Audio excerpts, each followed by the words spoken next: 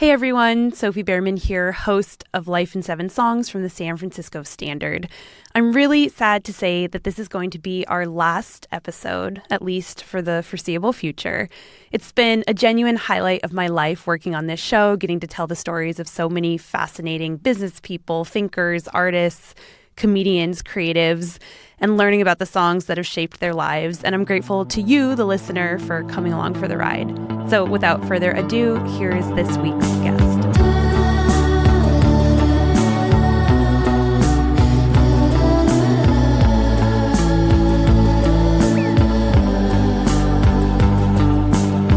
This week, I'm speaking with Al Roker.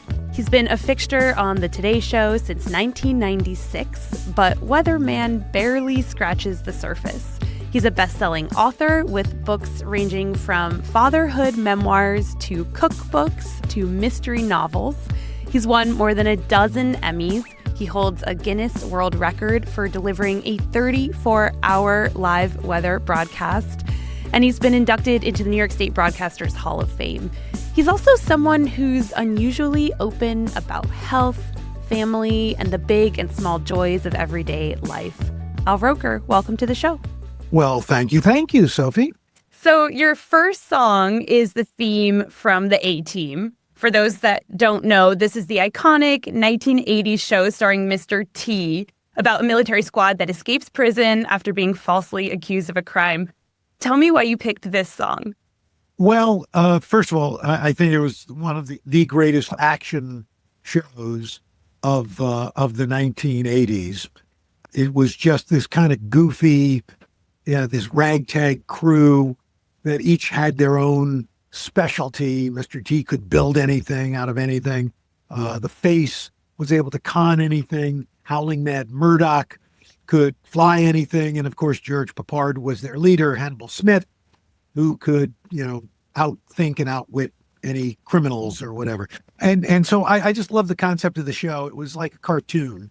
There's something about the theme song that I love, and I've almost kind of used it as a motivational. It's what I usually play in the morning before I work out. I certainly play it every morning before I go on the Today Show, because it's, there are two versions of it. There's the shorter version. Then there's the actual one that they use on the air, which has the long intro bed that allows you to recite along with the announcer. And it goes back to the day when, even if you didn't know a show, as long as you watched the intro, you were given the concept. You could just jump in. So, it would every week start with this military kind of drama. In 1972, a crack commando unit was sent to prison by a military court for a crime they didn't commit. These men promptly escaped from a maximum security stockade to the Los Angeles underground. Today, still wanted by the government, they survive as soldiers of fortune. If you have a problem, if no one else can help, and if you can find them, maybe you can hire the A-Team. And you were off, and it was like, okay, what bad guy was going to always make the mistake of locking the A-Team in a garage with all kinds of stuff that Mr. T could create some sort of an attack vehicle and thwart the bad guys in the end. Well, some people, say affirmations in a mirror, but this works for you. Yes. My wife is really embarrassed by this. He just hates the idea that I tell people this. And does Mr. T know that he's responsible for your pre-show hype? In fact, I 1 year for Halloween, I was Mr. T. I was B.A. Baracus, and we actually had the A-Team van on the plaza. So that was a high point. That is a high point. Well, you've been full-time on the Today Show since 1996, and you've been a weather reporter long before that. Is that what you wanted to be as a kid? No. I wanted to. Funny, I did want to work in television, but I wanted to be a writer or producer. I did not want to be on TV. In fact, my college professor in radio and TV told me that after my first television performance in class, that I had the perfect face for radio. But he did put me up for my job doing weekend weather in 74. But I've always loved radio, and had done radio in college, and I've done it, off and on, for years. I do like kind of that like 70s radio where, you had these different disc jockeys, had different personalities, but they were kind of basic, you had to talk up the intro to a song. Sure. And that might be why I do like reciting the A-Team, because you have to hit what they call hit the post, It's like there's a point where you've got to hit. And, talking up the vocal on radio was a big deal in the 70s and early 80s. Now, you're hard pressed to find, DJs who know how to do that. Mm. You also chose Fingertips Part 2 Yes. by Stevie Wonder. This is from your childhood years. How come? It was, first of all, I was about almost, maybe I was a couple of years younger than Stevie Wonder, but the idea that, oh my gosh, there's this 13-year-old making popular music. That's crazy, and he was blind and could make this music, and just and the music was so good. And to know that, looking back at it, that was the beginning, just the beginning of this incredible career that's still going. There was this improvisational quality to the song, when they start riffing and you hear the piano, what key, it's just, it's amazing.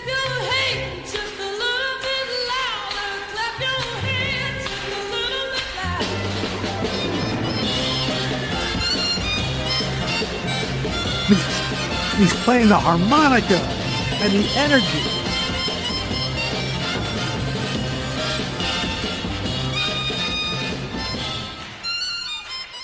And you hear the people. That's about as good as it gets. Creativity. Here's this young blind black kid who's got people coming to see him. There wasn't anybody on the radio like him at that point. There were plenty of soul groups, plenty of R&B groups, but here's this young man, who can play all these, as he got older, could play all these instruments and create these incredible sounds. There was a period of time, if you were in the same category at the Grammys as Stevie Wonder, you may as well just stay home because Stevie was walking away with that thing. Done deal. So, Al, you were the oldest of 6 kids growing up in Queens and Brooklyn, right? What did a typical weekend look like for you and your family as a kid? Oh, gosh. I think I mostly remember when I was a little bit older, when I was a teenager, and, you want to drive the car, the family car, and so my dad was so thrilled when I got my learner's permit, because it was like, okay, you want the car? Well, you're going to have to take your mom food shopping. Well, you're going to take your sisters to dance class. Well, you're going to have to go get the car washed, and then on Friday nights or Saturday nights, we literally had game night at home. It was a pretty quiet childhood. Tell me about The Mouse by Soupy Sales. What is this?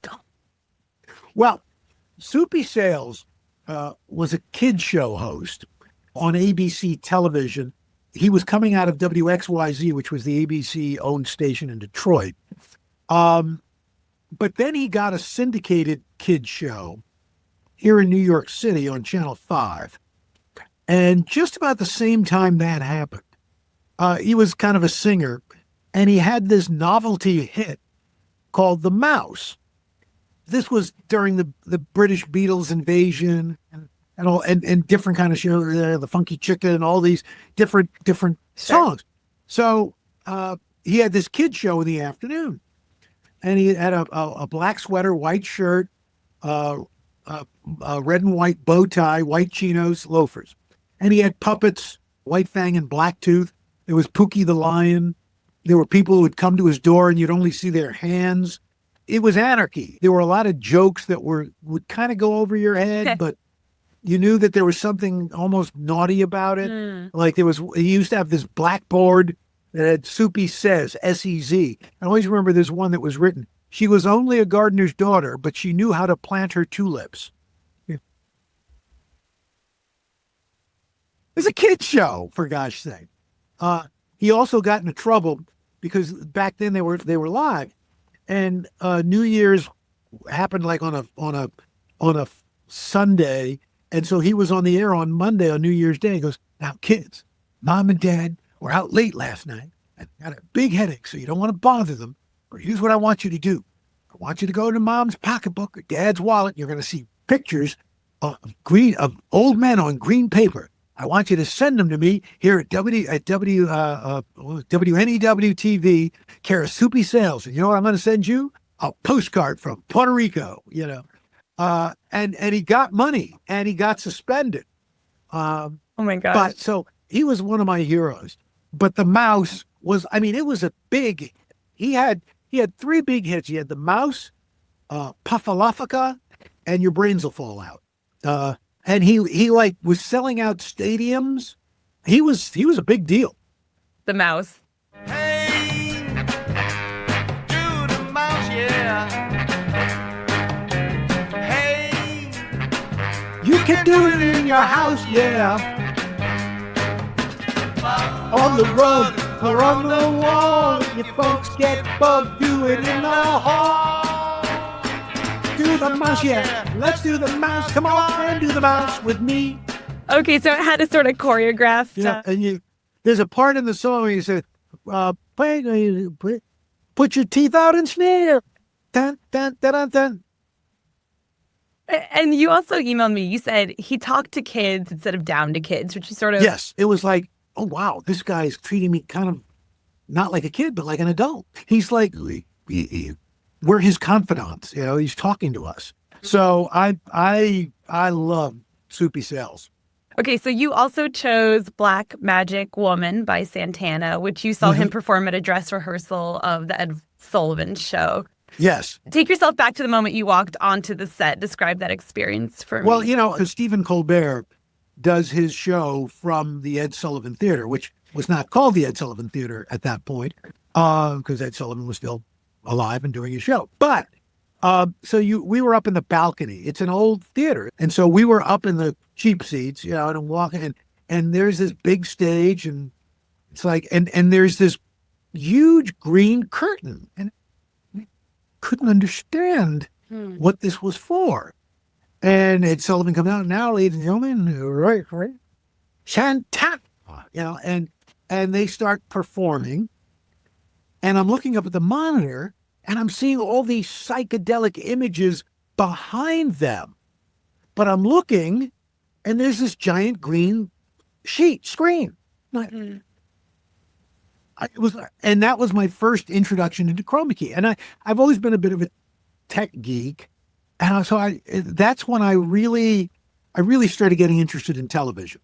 But also to hear Santana, Black Magic Woman, there was this, I don't even know what it all meant, but it was like this psychedelic, free love, Woodstock, all that stuff going on. Here it is. got a black magic woman. Got a black magic woman. I've got a black magic woman. Got me so blind I can't see. That she's a black magic woman. She's trying to make the devil Out of me. And that guitar work, and oh my gosh, unbelievable. I just realized, Al, that 3 of the songs we've talked about so far are connected to TV. The A-Team, Soupy Sales, and Santana on the Ed Sullivan Show. Did you notice that when you were making your list? You know what? I did not. And it's funny, when I was about 10 years old, 11 years old, I always, like I said, I always loved radio and TV. And my dad was a bus driver in New York City. Huh. And stuff at the depot, guys would show up at the depot selling stuff that had fallen off the back of a truck. And my dad knew that I loved all this stuff. So one day he bought for $30, $35, a woolen sack 3M reel-to-reel tape recorder. I figured out if I got the back of the television off and I ran speaker wire from the leads of the TV into the line in of the audio recorder, of the reel-to-reel, I could record the audio off TV directly instead of holding a microphone to it. And so, I always loved sound. Like I my poor mother, it's because I know she thought this child will never leave us. He's going to be living with us for the rest of it. And I'd come up and I said, Mom, listen, I just spliced the opening of Batman to the close of Superman. And I was so excited about it. I did not notice this extreme look of concern on her face. He's never leaving.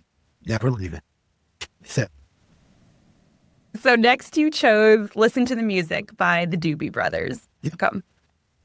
Because it is the very first song I played on the radio at my college radio station, WOCR in Oswego, New York. I think the album was Toulouse Street. And, and again, it was kind of like these guys on the cover, kind of hippie looking kind of guys, and the song was just an upbeat anthem. Listen to the music. It's listen, things can be crazy or whatever, but boy, that music, that's going to take you. At the time, we had it was college kids playing at radio, and so we had a program director, guy Lee Case, and we had a playlist, and so I got it was my first shift. I was like, oh, so excited. And that was the first song I had to play, and boom. People need is a way to make them smile. It ain't so hard to do it. Gotta get a man's gig. Get it on free.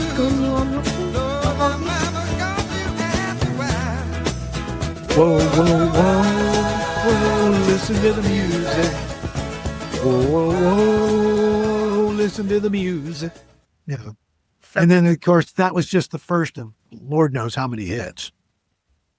I love the lyrics, though. What the people need, make them smile. A little bit of joy. Exactly.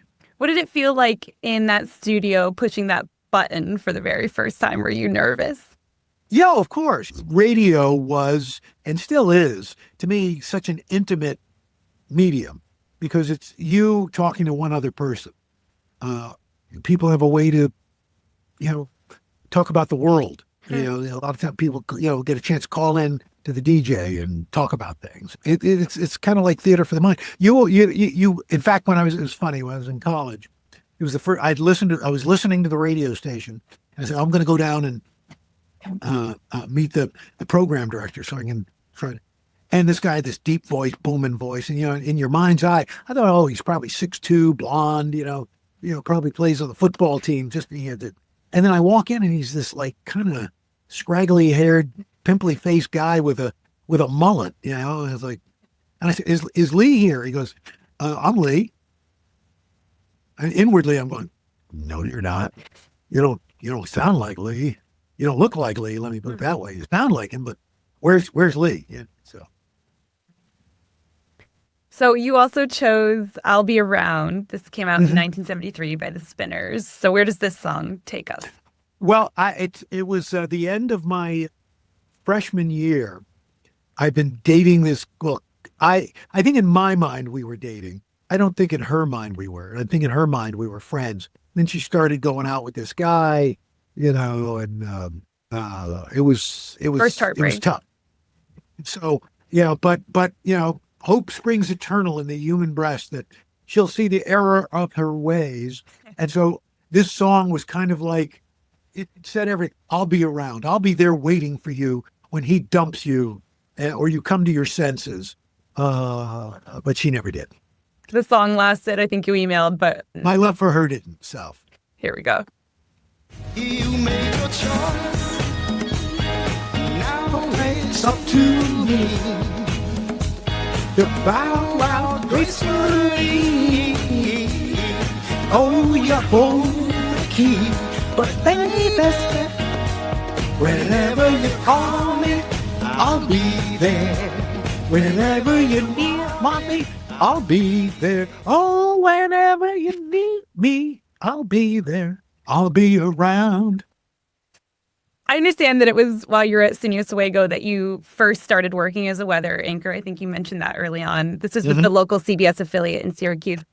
Did the weather there have to do anything with your budding interest in meteorology? Because it is frigid, right? No, well, I had taken a couple of classes in meteorology just for a science requirement. I had zero intentions of either doing TV weather, certainly not being on TV. So this was just serendipity. It was just luck. And I thought, okay, I'll just do this till I get a real job. But at the end of my junior year, after a year of doing the weekends, the weekday weather person got let go.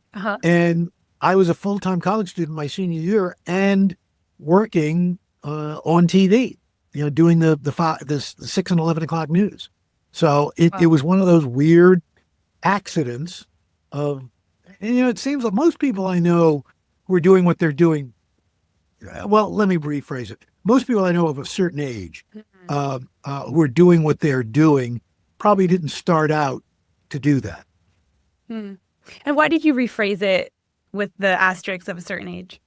Well, because I think now, everybody goes, the young people, they've got a specific idea of what they want to do. And so that's where they go. And, but today, to be honest, I don't know.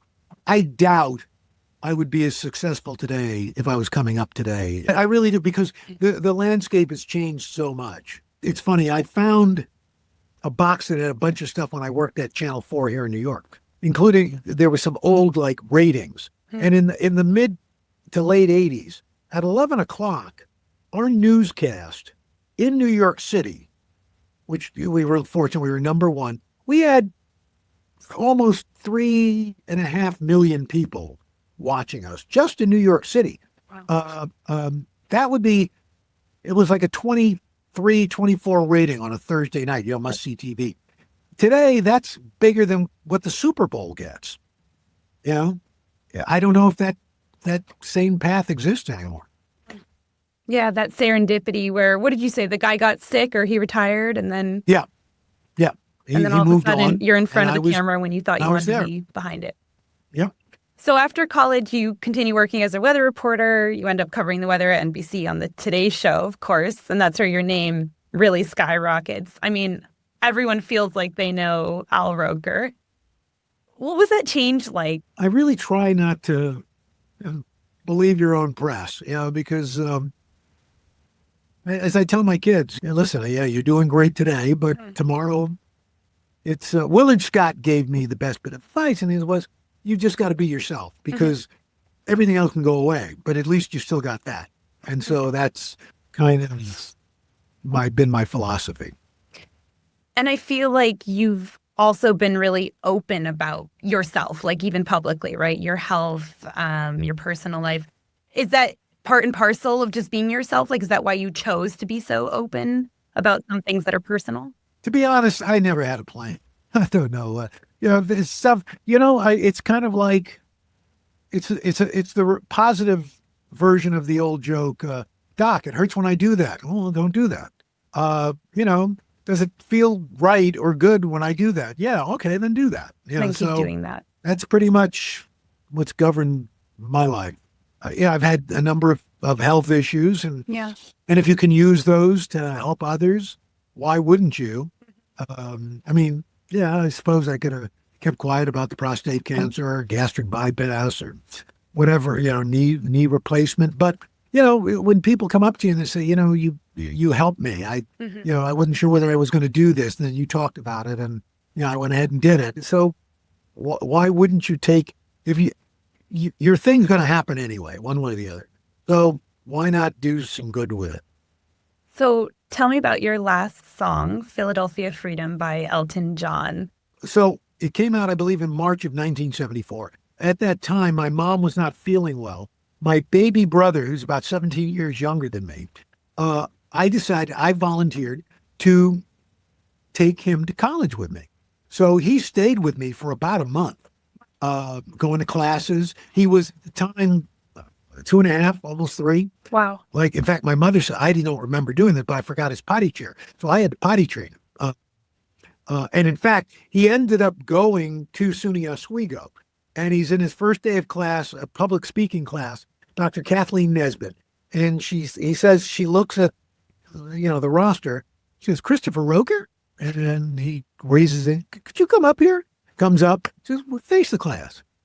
Ladies and gentlemen, in my 30 years of teaching, this is the first time I've had a student whose diaper I helped change. Wow. that year, that in March, Elton John's Philadelphia Freedom came out. I like Elton John, but there was something about this song that I loved. I don't know what it was. And so I was playing it constantly. I drop him off back home.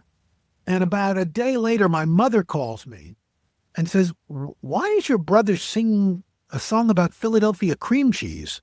And no, it's Philadelphia Freedom. But he couldn't really pronounce freedom. So she thought the only thing she thought it could have been was cream cheese. That's incredible. Which I thought would have been great if Kraft had hired Elton John to do a version of that song. Philadelphia cream cheese. You know, I spread. All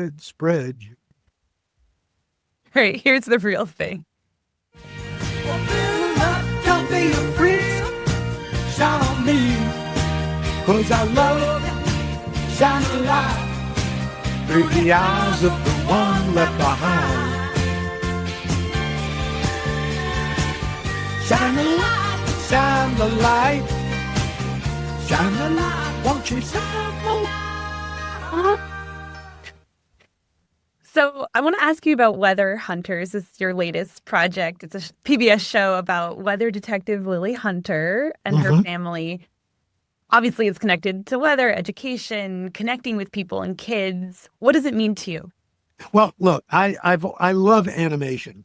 The fact of the matter is, my dream job would have been to be an animator for Walt Disney at their heyday. And in speaking, especially when I worked in local news, you go to school, teachers would tell you, hands down, weather's the number one topic for kids. They love it.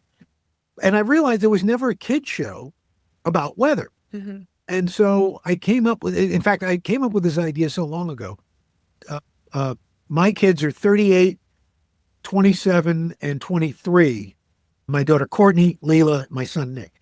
The kids on the show are 5, 8, and 11. Benny, Lily, and Corky. And Leela and Nick were the same ages as Benny and Lily are today. I mean, they were the same ages so this has been in development for over 20 years. But, couldn't get the right partner. And then it came to PBS, and PBS Kids has been the perfect partner because not only do they give you the freedom to tell wonderful stories, to talk about science and climate, but to also make sure you do it in a safe space so that family, parents, caregivers know that their kids are safe watching this. But the other thing that we found and we've heard from people was that a lot of the adults or older siblings are going, oh, I didn't know that. Oh, that's kind of cool. So everybody's on a learning discovery adventure at the same time, which is so gratifying. So we talked about how you've been really open about your life, illnesses, surgeries, health, joy, and how your fans love that honesty. What are you facing now? Either something like a headwind or just something you're excited about? My middle girl's getting married in May. Wow. So 2 of my 3 kids will be married. I've got a granddaughter. Life is good. Listen, knock on wood, there's really, things are good. I've got no headwinds to deal with. That's good. And did you realize anything about yourself in making this list of 7 songs? I don't know. I think if you look at it, I think for the most part, they're pretty optimistic, upbeat songs. Yeah. I'm not a big ballads person. I don't like a lot of slow music. I like stuff that's kind of positive, upbeat, feel good. They're full of joy. Yeah. It's kind of, I guess in a way, I feel like it reflects me. I hope that after people have spent some time with me on video, whatever, that they feel a little better than they did before they started. Al Roker, thank you so much for joining me today and for bringing your A-team of 7 songs. Thank you, Sophie.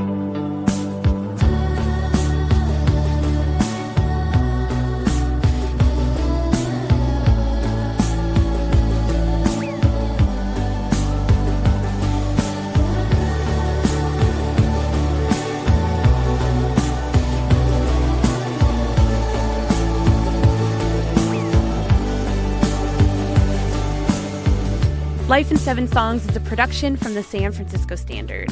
A lot of hands have gone into making this show since it first launched, including Jasmine Morris, Michelle Lands, and Tessa Kramer.